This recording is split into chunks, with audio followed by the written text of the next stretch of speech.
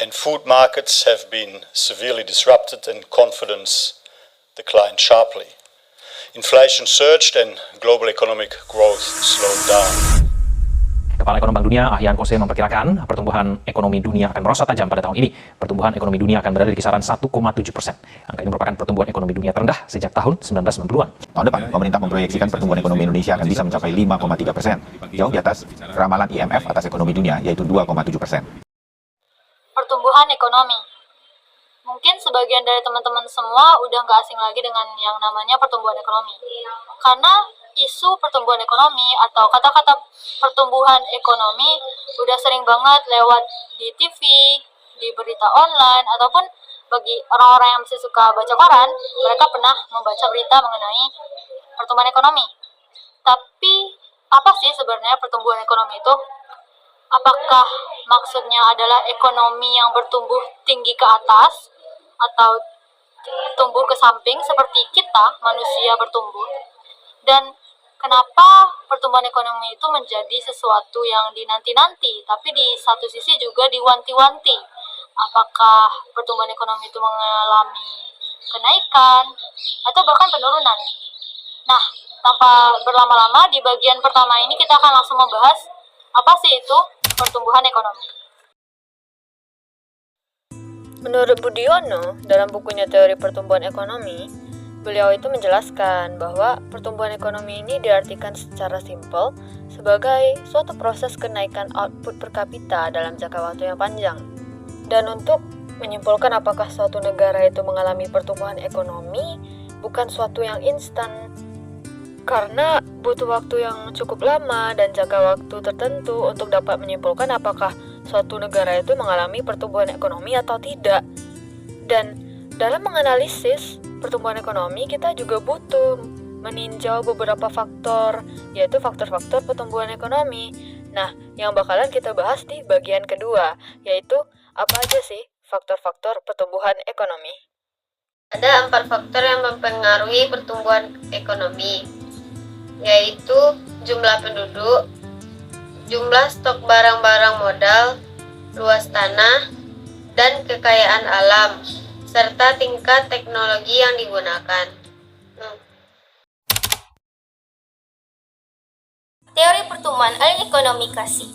Dalam sejarah pemikiran ekonomi ini, para penulis ekonomi pada bagian kedua abad ke-18 dan permulaan abad ke-20 lazim digolongkan sebagai kaum klasik. Kaum klasik dapat pula dibedakan menjadi 2 golongan. Golongan yang pertama, golongan klasik saja. Golongan klasik merupakan ahli-ahli ekonomi yang mengemukakan analisisnya sebelum tahun 1870. Kaum yang kedua, kaum neoklasik. Kaum neoklasik adalah ahli-ahli ekonomi yang mengemukakan analisisnya sesudah tahun tersebut. Para ahli yang termasuk ke dalam golongan pertama, yaitu golongan klasik, adalah Adam Smith, David Ricardo, Robert Malthus, dan John Mill. Sedangkan para ahli yang termasuk ke dalam kaum neoklasik atau kaum golongan kedua adalah Karl Menger dan ahli ekonomi Australia yang lainnya seperti Alfred Marshall, Diane Wallace, dan Kenneth Russell. Seperti yang telah dinyatakan pada bab yang lalu, teori mikroekonomi dibangun berdasarkan tulis-tulisan kaum klasik dari sumbangan utama datang dari kaum neoklasik. Dari kedua golongan ekonomi klasik, kaum neoklasik adalah seorang ahli yang menaruh banyak perhatian pada karakteristik jangka pendek masyarakat dan sangat sedikit menganalisis masalah pertumbuhan ekonomi. Kurangnya perhatian ini terutama disebabkan oleh pandangan mereka yang sebenarnya meminjam dari pandangan Adam Smith yang percaya bahwa mekanisme pasar menciptakan suasana yang memungkinkan perekonomian berfungsi secara efektif. Dan sudut pandang ini, mereka terus berargumen bahwa meskipun perkembangan ekonomi lambat, namun selalu lancar dan teratur. Karena itu, kaum neoklasik sangat sedikit memperhatikan masalah perkembangan. Yang kedua adalah teori Sumter.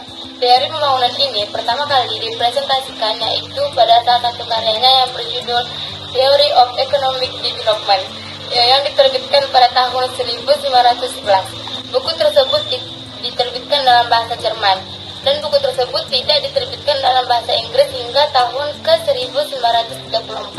Setelah itu, Sumter lebih mengembangkan teorinya dalam bukunya yaitu berjudul Siklus Bisnis dan juga Skamter juga mengembangkan teorinya tentang pengembangan ekonomi dan faktor-faktor di balik pembangunan ekonomi. Salah satu argumen terpenting dalam teori Skamter ini yang menjadi dasar teori pembangunannya adalah yaitu bahwa sistem kapitalis adalah menjadi sistem yang efisien untuk perkembangan ekonomi ke depannya yang sangat besar. Namun dalam jangka panjang, Skamter juga membuat prediksi tentang sistem kapitalis ini akan mengalami stagnasi. Tiga adalah teori Herod. Teori pertumbuhan Herod-Domar dikembangkan setelah Keynes oleh dua orang ekonom. Yang pertama yaitu F.C. Domar dan yang kedua adalah R.F. Herod. Domar pertama kali mempresentasikan teori tersebut dalam American Economic Review pada tahun 1947, sedangkan Herod mempresentasikannya dalam Economic Journal pada tahun 1939. Jadi pada dasarnya teori tersebut sebenarnya dikembangkan secara terpisah oleh dua orang ekonom. Namun karena esensi teorinya sebagian besar sama, maka sekarang dikenal sebagai teori Herod-Domar. Yang pertama, teori Herod-Domar merupakan kelanjutan dari analisis Keynes tentang fungsi-fungsi yang menyebabkan suatu bentuk hubungan modal yang khusus menghasilkan lebih banyak output dari sebelumnya, yang menurunkan harga. Kemudian, kemajuan teknologi ini mengurangi intensif untuk melakukan investasi induktif. Yang kedua, pertumbuhan penduduk yang sangat lambat. Yang ketiga, berkurangnya frontier spirit, yaitu keinginan untuk mengeksplorasi wilayah dan sumber daya alam baru.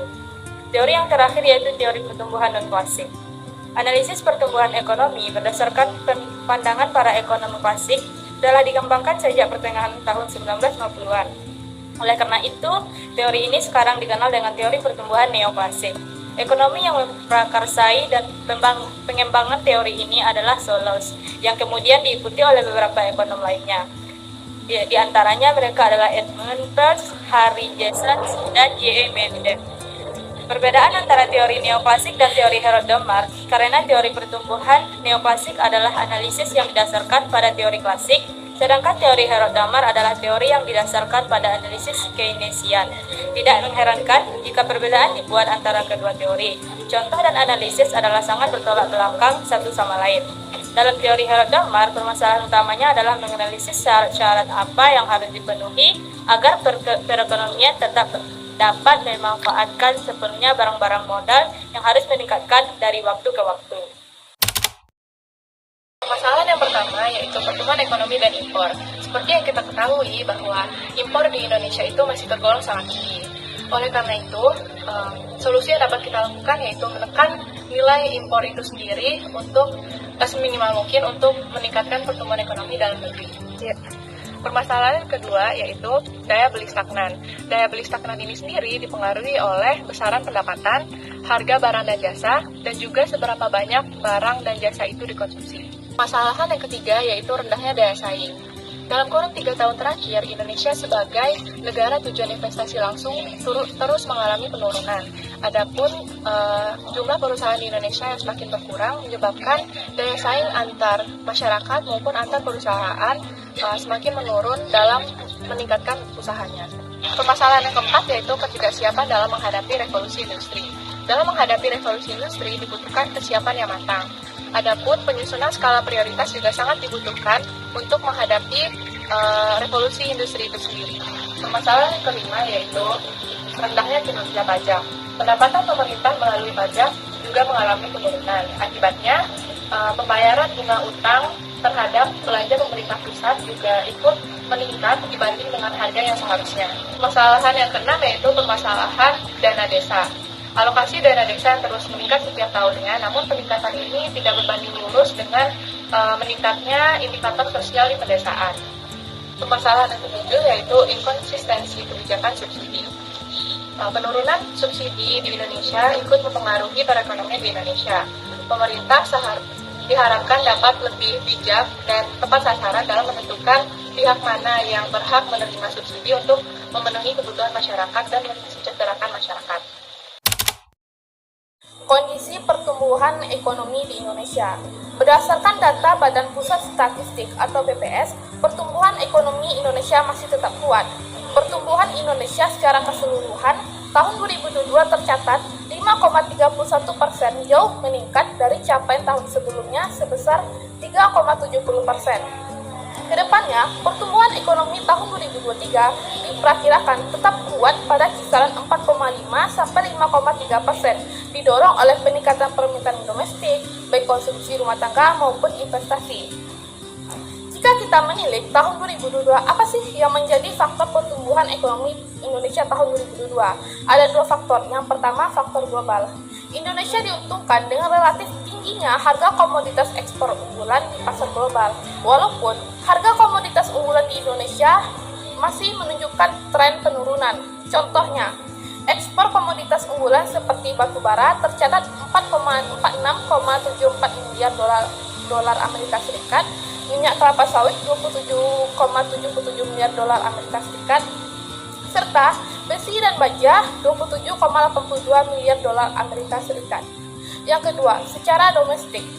Kombinasi aktivitas masyarakat yang semakin menggeliat dan bauran kebijakan fiskal dan moneter untuk menjaga daya beli masyarakat, aktivitas ekonomi baik dari sisi produksi maupun konsumsi. Contohnya, Indonesia terkenal dengan rempah-rempah. Dengan kerjasama masyarakat dan pemerintah, mampu membuat Indonesia berada di peringkat ke-9 pada tahun 2020 dengan nilai US dollar 1,02 miliar. Jika kita lihat pertumbuhan ekonomi secara spasial juga terus menguat di berbagai wilayah, khususnya kelompok provinsi di Pulau Jawa sebesar 5,31%, Sulawesi 7,05%, dan Maluku dan Papua 8,65%. Namun demikian, struktur ekonomi Indonesia secara spasial masih didominasi kelompok provinsi di Pulau Jawa sebesar 56,48% dan Sumatera 22,04%. Pertumbuhan ekonomi, konsumsi, investasi, pengeluaran pemerintah, dan net ekspor berpengaruh terhadap pertumbuhan ekonomi karena adanya dampak yang signifikan. Dilihat dari segi konsumsi, karena adanya dampak yang signifikan antara konsumsi dengan kebutuhan ekonomi, mengidentifikasikan bahwa pertumbuhan ekonomi ditentukan oleh konsumsi. Jika konsumsi mengalami peningkatan, maka pertumbuhan ekonomi juga akan mengalami peningkatan. Peningkatan itu terjadi karena meningkatnya permintaan terhadap barang dan jasa. Contohnya nih, di zaman sekarang marak-maraknya K-pop, misalnya di BTS. Ketika album BTS rilis, maka ARMY akan berlomba-lomba untuk membeli album BTS terbaru. Hal ini menunjukkan peningkatan konsumen membeli album BTS. Sebaliknya, jika konsumsi mengalami penurunan, maka pertumbuhan ekonomi juga akan mengalami penurunan. Penurunan itu terjadi karena menurunnya permintaan terhadap barang dan jasa. Permasalahan dalam pembangunan ekonomi sebenarnya bisa diselesaikan dengan menerapkan kebijakan dan strategi ekonomi yang tepat. 1. Meningkatkan kualitas pendidikan. Meningkatkan kualitas SDM merupakan kunci utama agar dapat menyelesaikan masalah pembangunan. Salah satu cara untuk meningkatkan kualitas SDM yakni dengan perbaikan kualitas pendidikan. Pendidikan merupakan strategi utama untuk memajukan pembangunan ekonomi negara. Dengan kualitas pendidikan yang baik akan mendorong produktivitas yang kemudian nantinya dapat meningkatkan pendapatan negara. Yang kedua, perencanaan pembangunan yang matang. Pembangunan ekonomi bisa terrealisasi jika dibarengi dengan strategi pembangunan yang matang. Strategi dan pembangunan ekonomi harus selalu berdasarkan permasalahan di lapangan, dibuat perencanaan yang matang dan pelaksanaan yang sistematis, yang dapat terkendali oleh pemerintah dan mendapat dukungan dari rakyat. Ketiga, menyediakan infrastruktur yang lengkap. Pembangunan ekonomi memerlukan sarana dan prasarana yang baik, yang bisa menunjang kegiatan ekonomi, terutama fasilitas publik yang cukup penting seperti jalan raya, rumah sakit, jaringan komunikasi, hingga transportasi umum.